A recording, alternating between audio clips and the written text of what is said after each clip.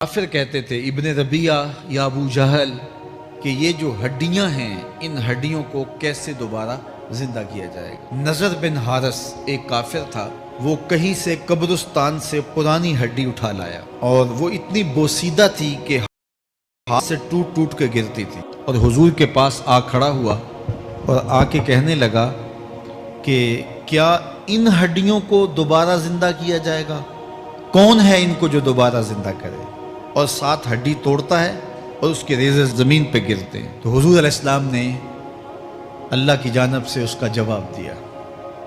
ذرا قرآن پڑھیے، سورہ یاسین کا آخری رکوع ہے، وَضَرَبَ لَنَا مَثَلًا وَنَسِیَ خَلْقَهُ قَالَ مَن يُحْيِي الْعِظَامَ وَهِيَ رَمِيمٌ۔ اب وہ باتیں کرنے لگ گیا ہے، اس کی زبان بولنے لگی ہے، اب کہاوتیں ہمارے لیے لاتا ہے، اور کیا کہتا ہے؟ مَن يُحْيِي الْعِظَامَ وَهِيَ رَمِيمٌ، ان ہڈیوں کو کون زندہ کرے گا جبکہ اتنی بوسیدہ ہو گئی ہیں؟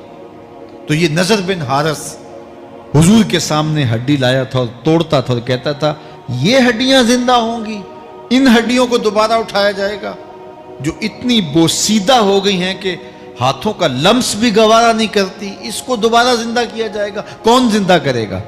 جواب سنو، قُلْ يُحْيِيهَا الَّذِي أَنشَأَهَا أَوَّلَ مَرَّةٍ، اے محبوب فرما دیجئے اب تو ہڈیاں موجود ہیں، نہیں تھی تو جس رب نے انسان بنایا ہڈیوں کو جوڑ کے نہیں بنا سکتا؟ اب تو میٹیریل موجود ہے جب میٹیریل بھی موجود نہیں تھا۔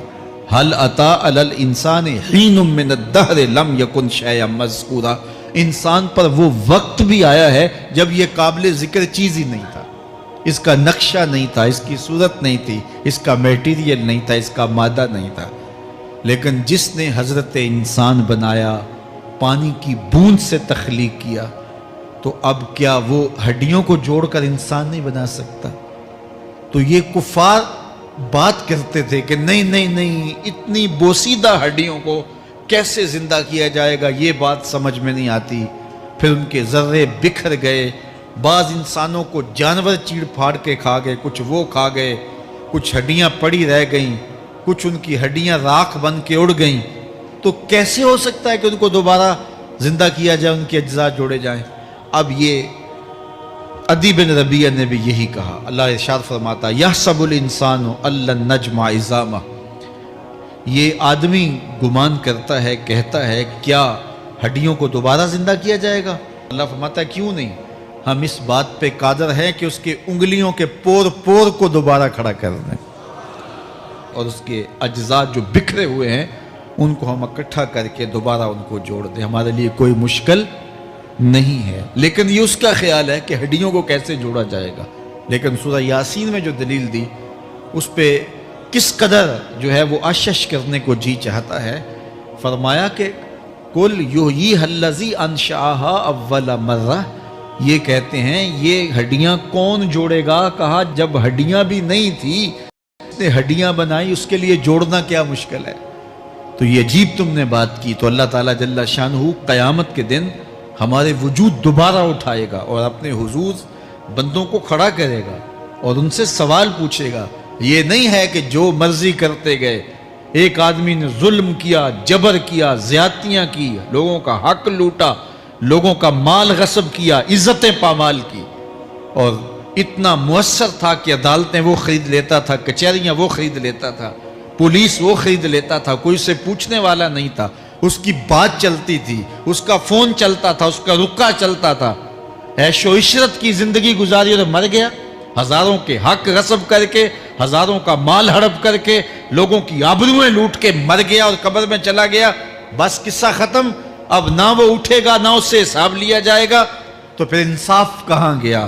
ایک عدالت ایسی ہونی چاہیے کہ جس عدالت میں اس کو بھی پکڑا جائے اور ٹکٹکی پہ باندھا جائے کہ دنیا پر تو کسی نے تجھے پکڑا نہیں، آ اس عدالت میں تیرے خلاف سلطانی گواہ بھی موجود ہیں اور تجھے گناہوں کا، جرم کا بدلہ بھی دیا جائے گا، اور منصف جو ہے وہ انصاف کرے اور ان مظلوموں کو کھڑا کیا جائے کہ دنیا پر تو تمہاری داد رسی کسی نے کی، اس دربار میں تمہاری پوری پوری داد رسی کی جائے گی۔ عقل مانتی ہے کہ ایک ایسا دربار ہونا چاہیے، ایسا احتسابی عمل ہونا چاہیے، ایک ایسی عدالت لگنی چاہیے کہ جس کا جس کا کہیں جسے انصاف نہیں ملا اس کو وہاں جا کے انصاف ملے، اور وہ دن قیامت کا دن ہے۔ اس کا یقین زندگی میں نظم پیدا کر دیتا ہے اور تھر تھر بدن کانپتا ہے کہ آج اگر ہم مؤثر بھی ہو جائیں اور کسی کے سامنے جواب دے نہ ہوں، لیکن ایک عدالت تو ہے جہاں ہم نے جواب دہ ہونا ہے اور اپنے ایک ایک عمل کا حساب دینا ہے۔ تو اللہ ارشاد فرماتا ہے کہ اس عدالت کے سامنے تم نے پیش ہونا ہے، تمہارے جوڑ جوڑ کو اللہ تعالیٰ دوبارہ کھڑا کرے گا اور اس کو دوبارہ تخلیق کرے گا اور پیدا کرے گا، اور تم دوبارہ کھڑے ہو جاؤ گے، اس کی حضور پیش ہوگے۔ بل یرید الانسان لیفجر امامہ، بلکہ آدمی چاہتا ہے کہ اس کی نگاہ کے سامنے بدی کرے۔ استغفر اللہ۔ یہ ایک ظالم کافر تھا، وہ حضور کی خدمت میں آیا، کہنے لگا میں نہیں مانتا قیامت آئے گی۔ حضور نے اس کو دلائل دیے، تو جب دلائل کے سامنے بے بس ہو گیا تو کہنے لگا کہ جس قیامت کی آپ بات کرتے ہیں وہ قیامت آ بھی گئی تو میں نہیں مانوں گا۔ اللہ اکبر۔ تو وہ انکار کرنے والوں کی انتہا ہوتی ہے، اور ذرا دیکھیے وہ کیا بول رہا ہے، بل یرید الانسان لیفجر امامہ۔ اس کی سرکشی دیکھیے، اس کا تمرد دیکھیے۔ وہ کہتا ہے اچھا اگر قیامت قائم ہوئی تو یہ گناہ، یہ جرم، یہ بدی، یہ بدکاریاں، یہ ظلم جو میں کرتا ہوں، یہ بدکاریاں رب کے سامنے کروں گا۔ کیسی ڈٹائی ہے، مذاق اڑاتا ہے، تمسخر اڑاتا ہے آخرت کا۔ کہتا ہے جو بدیوں کا کاروبار میں نے گرم کیا ہے، جو بدکاریاں میری زندگی کا معمول ہیں، جو دادے عیش دیتا ہوں، جو عزتوں کو پامال کرتا ہوں، جو غریبوں کے پنجے توڑتا ہوں، جو لوگوں کا حق غصب کرتا ہوں، جو برائیاں کرتا ہوں، اگر قیامت قائم بھی ہو گئی تو میں یہ سارے جرم رب کے سامنے کروں گا، پھر وہ مجھے پکڑ کے دکھائے۔ اللہ اکبر۔ یسأل ایان یوم القیامہ۔ پھر پوچھتا ہے اچھا قیامت کب آئے گی؟ یہ تمسخر کے طور پہ پوچھتا ہے، لاؤ نہ قیامت، کب آئے گی قیامت؟ میں جرم رب کے سامنے کرنا چاہتا ہوں۔ اللہ اکبر۔ اب جواب سنیے۔